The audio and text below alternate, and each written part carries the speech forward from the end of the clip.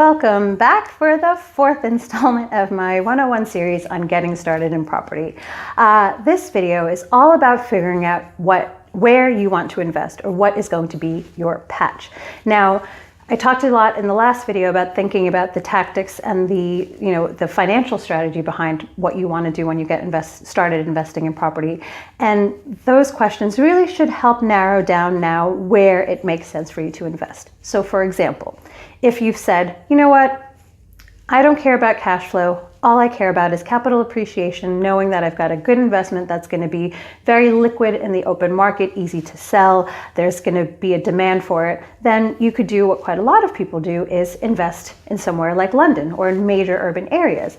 Now, London is fantastic for some things like capital appreciation, and you hear stories of properties people bought 15, 20 years ago that have now doubled or tripled or sometimes even quadrupled in value, and that's fantastic and really exciting. The downside with somewhere like London is that while the capital appreciation prospects are fantastic, you might not be making that much cash flow in the interim.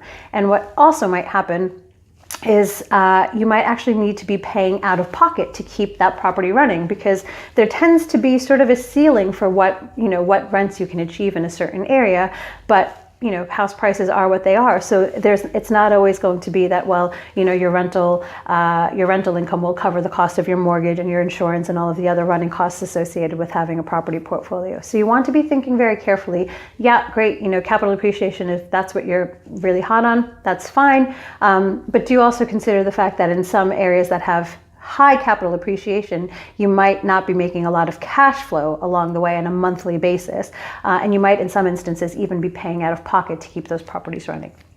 Now, obviously, this is up to you and your financial advisor and sort of the specialists you have on your team to think about and plan based on your specific situation. But these are some of the things that you need to think about and the trade-offs that you might have to make. On the flip side, you hear stories of a lot of people, especially sort of from the south, who go and then invest in the north of England.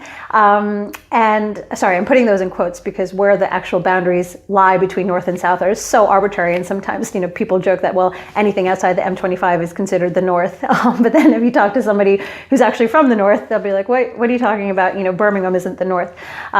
Anyway, I digress. But looking for your patch, a lot of people who are interested in cash flow will say, actually, I've got X amount of funds and I know my money can go a lot further in, Leeds or Liverpool or, somewhere a bit further away from southern England, where, property prices are a lot higher. So, you can buy up north and your purchase costs and a lot of your running costs will be lower, but then the capital appreciation might not be as drastic as it would be in a place like London. So again, this is, sort of the whole thing about horses for courses.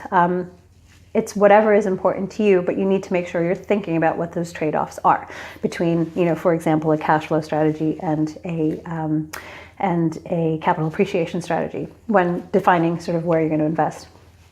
The other thing to think about when you're thinking about your patch is, let's say you've decided, I'm really gung-ho and emotionally and mentally I'm committed to providing amazing student accommodation because when I was a student, they had terrible housing and, I want to fix the world and make it a better place. That's awesome. That's great. So now you want to invest in student accommodation and provide high level of student accommodation. Well, then it's going to eliminate a lot of areas that don't have universities. It sounds obvious, but make sure your strategy matches the realities of the patch that you want to invest in or you decide to invest in. So don't invest in or don't decide you're going to invest in student accommodation in an area where there aren't a lot of students. It sounds obvious, but people get really sort of married to an idea and then try to force it, the whole thing of putting a square peg in a round hole. Alternatively, don't say, I'm going to do really high-end executive accommodation in tiny rural villages where they don't have a lot of demand for high-end executive accommodation for whatever reason. I'm not saying that, rural villages don't. Oftentimes they do because, they're seen as being very, very, beautiful and desirable. But my point here is just a more general one of make sure your strategy matches the patch that you decide to go into and that there is a strong demand for whatever it is you're deciding to do with your property investment. So if you want to go down the student route or the social housing or executive accommodation or serviced accommodation or holiday homes, whatever it is you've decided you're really hot on, make sure you do your due diligence on those areas where the demand for those types of accommodation are strongest.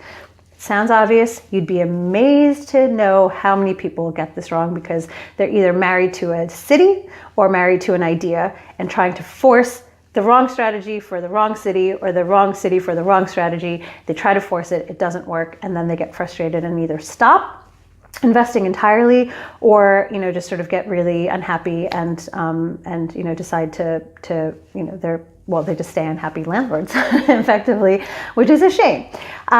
So just think about these things, write them down. Again, do your pros and cons list, do your due diligence on the areas that you're considering investing in, make sure it matches with your strategy, both the financial strategy and the sort of tactical strategy, I guess. Yeah,